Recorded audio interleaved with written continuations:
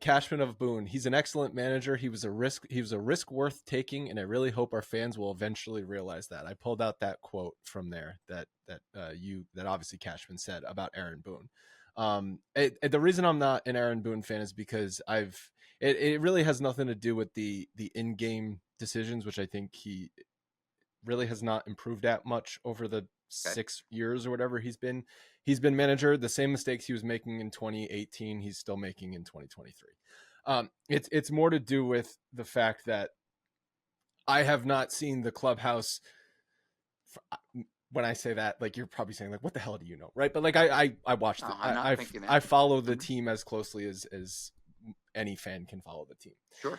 And it's just like the tired narrative of we've got this, we're going to turn it around after the team is, going through problems and seemingly the same problems season after season. I just don't feel that he was the right fit. I've seen too many players degress, not progress once Aaron Boone got there. Aaron Judge aside, Gary Sanchez went into the oblivion. Gleyber Torres has not been as good of a player since he was first called up. And then other guys with injuries, which I know you can't blame Boone. So it's not to do with me being a Girardi fan. It's more to be with me not being a Boone fan.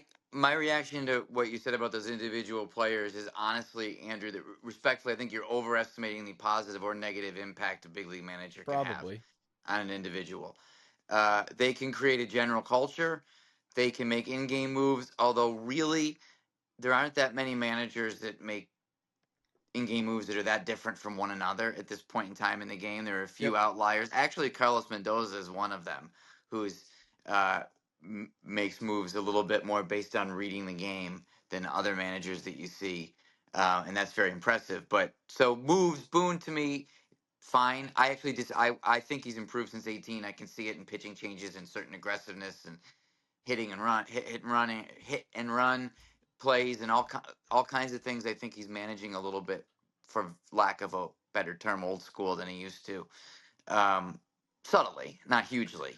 Well, here's an example I use of Aaron Boone. Do you remember the Game 4 of the Red Sox series in 2018 where he tried to stretch CC Sabathia through the bottom of the Red Sox lineup? Yes.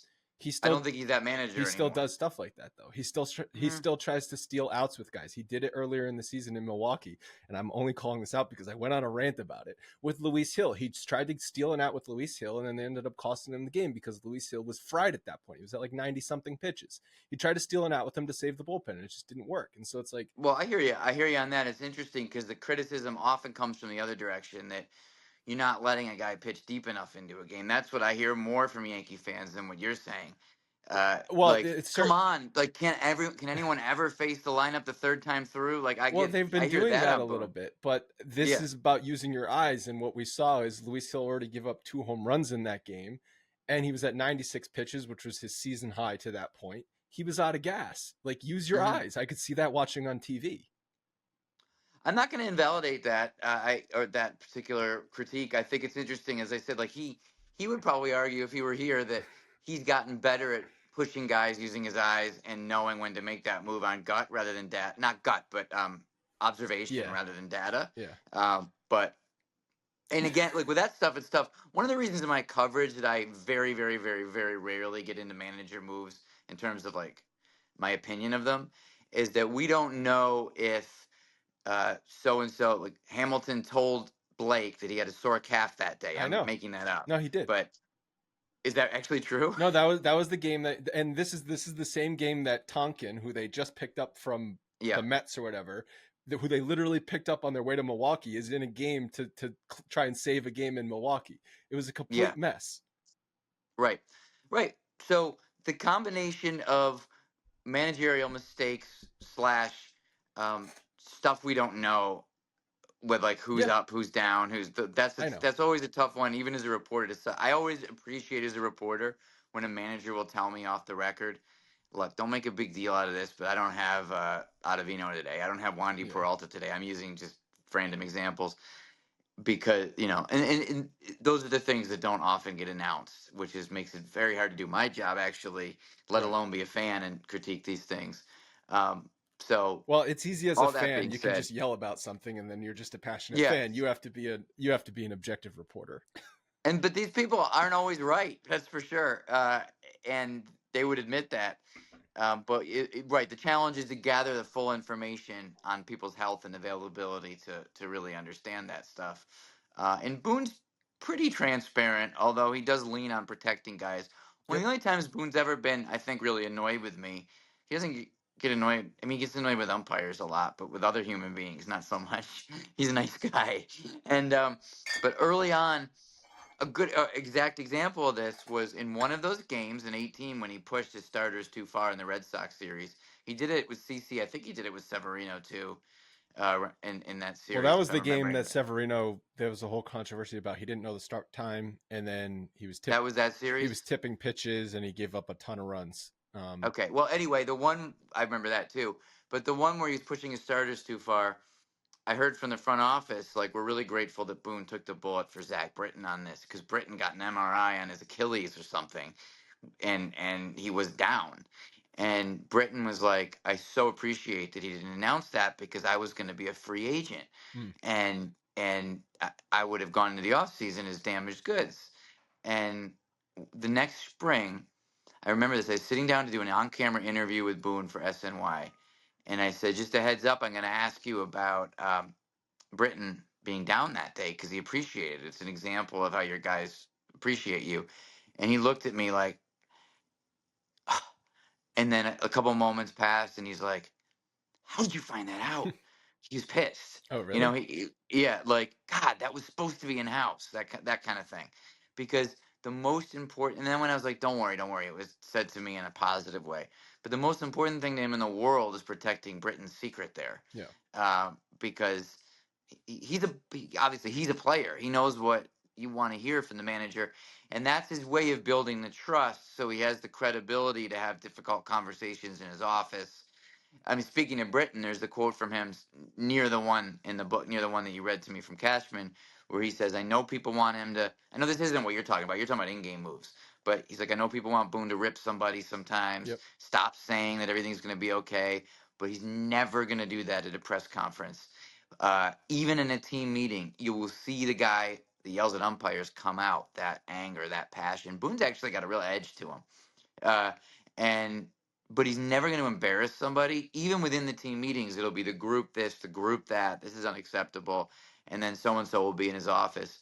I mean, I can't tell you how many times I've heard that uh, Boone, Mendoza, and Glaber Torres were in that office going over the stuff that Torres was doing, trying to help him get better, being tough but kind, and those are the things that we don't see, that I even don't find out about, as often as they happen. So trying not to go too far down a Boone rabbit hole here, but we're talking about how Cashman's ability to assess what's going on with his team and his clubhouse, and if something is leaning the wrong way, he's going to make a change.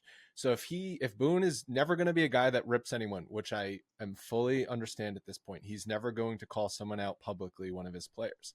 Maybe that's not what the team needs, though.